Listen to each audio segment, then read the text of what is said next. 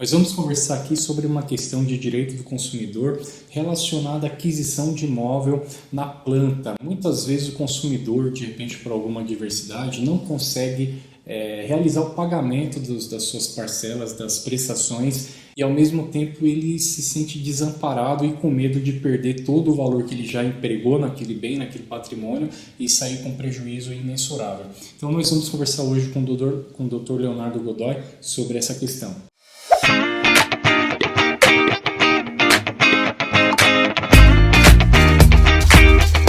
Tudo bem, doutor? Tudo bom?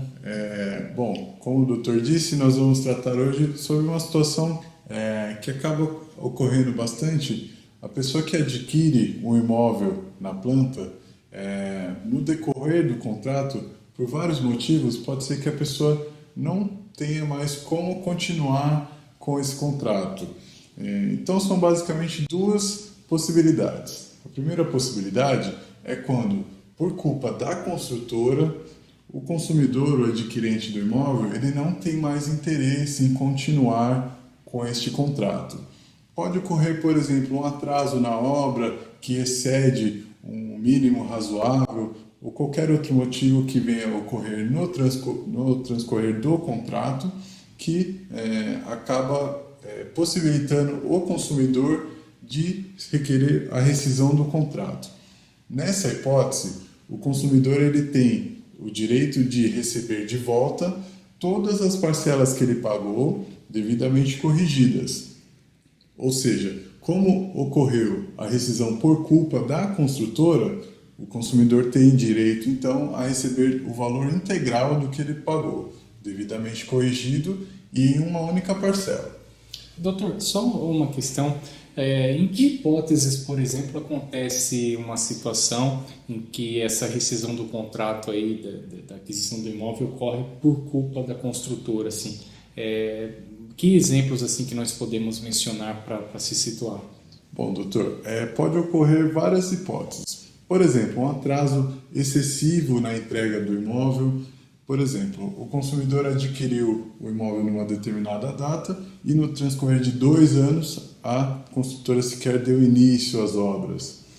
Pode ocorrer também da obra não ser aprovada por alguma questão administrativa, não ser aprovado um alvará perante a prefeitura, ou mesmo uma culpa gritante da construtora, alterar completamente o projeto sem o consentimento do consumidor. São várias as hipóteses de descumprimento contratual. Qualquer uma delas ensejará a rescisão se for a vontade do consumidor. Isso são hipóteses de culpa da construtora, né? Tomando aqui como gancho, e então nessas hipóteses este consumidor ele tem direito a pleitear a restituição, a rescisão ou resilição do contrato e solicitar, pleitear em juízo a restituição de todos os valores que ele pagou corrigidos? Exatamente. Pode pleitear a devolução de todos os valores devidamente corrigidos e, se houver previsão no contrato, até pode cobrar a multa pelo descumprimento contratual por parte da construtora. Doutor, eu já presenciei, acredito que o doutor também, danos morais, né? Então, até incluindo aqui nesse tema, não estava na pauta, mas até surgiu essa curiosidade, o doutor que atua mais nessa área. Digamos que eu adquiri um apartamento e um imóvel qualquer, né? Enfim, pode ser um terreno, uma casa, e ocorreu ali da outra parte não cumprir o contrato como mencionou e eu solicitar a restituição. Isso acontece muito em imóvel, quando é empreendimentos, né, de apartamentos na planta. Digamos que eu contava com a entrega daquele imóvel num determinado prazo, organizei um casamento, uma festa, planejei minha vida até a questão do pagamento de aluguel e chegou no momento da entrega das chaves, as obras não chegaram nem na metade. Essa seria também mais uma hipótese dele pleitear a rescisão desse contrato, a resilição e solicitar a restituição. Mas, além disso, como o doutor mencionou, caberia também um pedido de indenização de danos materiais no sentido de que ele teve gastos com aluguel, gastos com imóvel, deixou de aplicar esse dinheiro para colocar no imóvel, esse imóvel não ficou pronto, e também danos morais pelo constrangimento, às vezes anuncia um casamento ali, quer mudar para sua casa própria e tem isso frustrado por conta de um descumprimento contratual. Caberia também pleitear isso, doutor? Bom, de regra, doutor, um simples descumprimento contratual não enseja indenização por danos morais.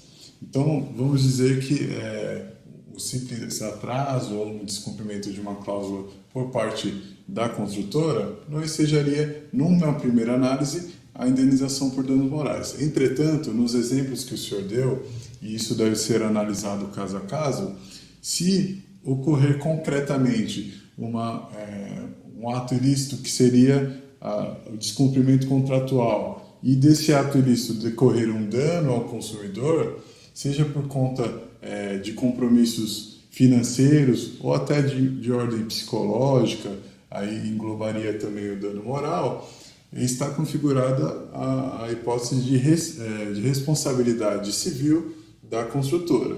Então, respondendo objetivamente, depende de cada caso. Se ficar configurado as hipóteses de responsabilidade civil, no caso do exemplo, tinha casamento marcado, teve que reagendar por conta desse atraso da construtora ou pelo descumprimento de alguma das outras cláusulas, ensejaria sim a indenização por danos morais e danos materiais também, pelos aluguéis que a pessoa teve que arcar nesse decurso de tempo que ficou sem o imóvel.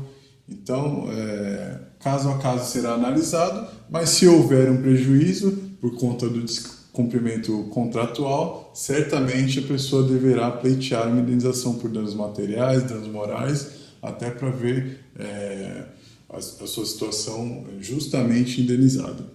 Doutor, e na justiça, os tribunais, tanto em primeira quanto em segunda instância, têm reconhecido esse direito? Tem sido um direito que tem tido êxito nas demandas judiciais? Sim, doutor. Verificando-se a hipótese de dano concreto, né, seja de ordem material, seja de ordem moral, nessas hipóteses os tribunais têm considerado devida a indenização por danos materiais e danos morais contra a construtora, né? Então, vai ser analisado o caso em concreto. Se verificar-se que realmente ocorreu aquele dano no caso concreto, a justiça certamente condenará a construtora a indenizar os danos suportados pelo consumidor. Doutor, entrando aqui na parte final dessa conversa, o senhor começou mencionando que pode existir a rescisão desse contrato quando existe uma culpa, um motivo por conta de uma culpa, de uma não realização de alguma cláusula ou um cumprimento do contrato em geral por parte da construtora, se tratando de um imóvel na planta. E quando não existe culpa, por exemplo, o consumidor, o adquirente, simplesmente ele ficou desempregado, ocorreu alguma adversidade financeira na vida dele, isso é comum, pode acontecer com qualquer um.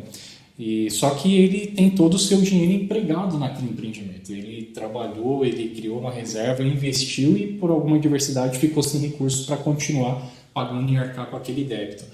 Como que acontece? Ele perde o imóvel, ele fica sem o seu patrimônio, existe como ele pleitear a devolução ou não? O que acontece nessa situação, não de culpa da construtora, mas sim por falta de recursos do adquirente? Bom, doutor, essa é a segunda hipótese daquelas que eu havia ressaltado no início da nossa conversa. Então, nessa segunda hipótese, não há culpa da construtora. O que há é a vontade do consumidor, seja em razão dele não estar conseguindo adimplir, não estar conseguindo pagar as parcelas por uma questão financeira, seja por ele simplesmente desistir do negócio. Neste caso, o consumidor ele pode sim desistir do negócio, mas ele não vai perder totalmente os valores investidos nesse imóvel. O que acontece é que geralmente há previsão contratual numa cláusula específica em que uma parte do valor do que foi pago é ressarcido ao consumidor. O que acontece muito também é que as empresas colocam um valor exorbitante de desconto. Então, o que os tribunais, a justiça em geral, têm decidido nessas hipóteses? Quando há a desistência do contrato, a rescisão contratual, seja por culpa do consumidor ou uma simples desistência, o máximo que pode ficar retido a título de indenização para a construtora pela desistência é no máximo 20% do valor pago pelo consumidor. Então, de tudo que o consumidor pagou para a construtora, pelo menos 80% tem que ser ressarcido devidamente atualizado. Essa retenção de no máximo 20%, ela ocorre em razão dos custos que a construtora tem com publicidade, com a própria venda. Então a Justiça considera legal essa cláusula desde que não ultrapasse essa média aí. Então varia muito, de 10% a 20% em cada contrato. Então cada situação deve ser analisada concretamente. Esse percentual de 20% ele é previsto em lei ou é previsto em contrato ou é um percentual que foi estabelecido por decisões judiciais, doutor? Essa cláusula deve vir estipulada no contrato. Se ela tiver uma previsão acima desses 20%, vamos dizer que preveja a retenção total do valor ou de 40%. Nesses casos, a Justiça tem considerado nula essa cláusula que prevê uma retenção maior do que 20%. Então, se na prática o consumidor adquiriu o imóvel, não conseguiu arcar com os pagamentos ou desistiu simplesmente, e se houver essa retenção acima dessa média que a jurisprudência tem fixado como limite, então nesse caso a pessoa deve procurar o Poder Judiciário para que seja anulada essa cláusula contratual e ele possa ser ressarcido do valor não integral, mas com desconto de no máximo 20%, devidamente atualizado e em uma única parcela.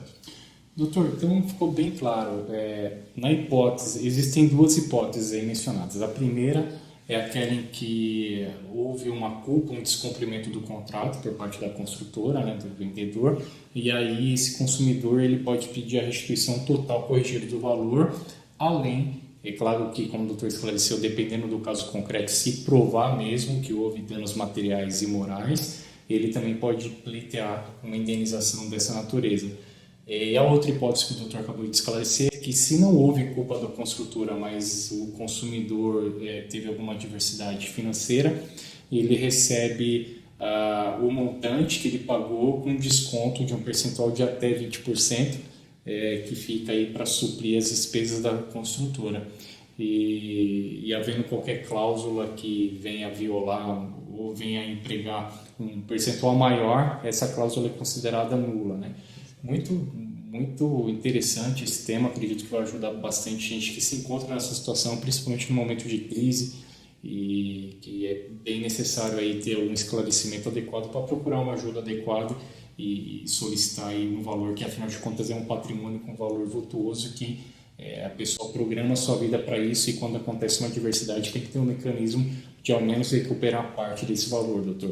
Eu agradeço aí essa conversa e se o doutor tiver alguma ponderação final, fica à disposição, se não, muito obrigado aí, espero encontrá-lo numa próxima oportunidade. Eu que agradeço, doutor. Realmente é um tema muito atual que a gente acaba vendo, infelizmente, com grande frequência, mas o consumidor ele não pode deixar de buscar os seus direitos, tem que estar sempre atento ao que é garantido por lei e pela justiça. Estamos à disposição e nos vemos numa próxima oportunidade.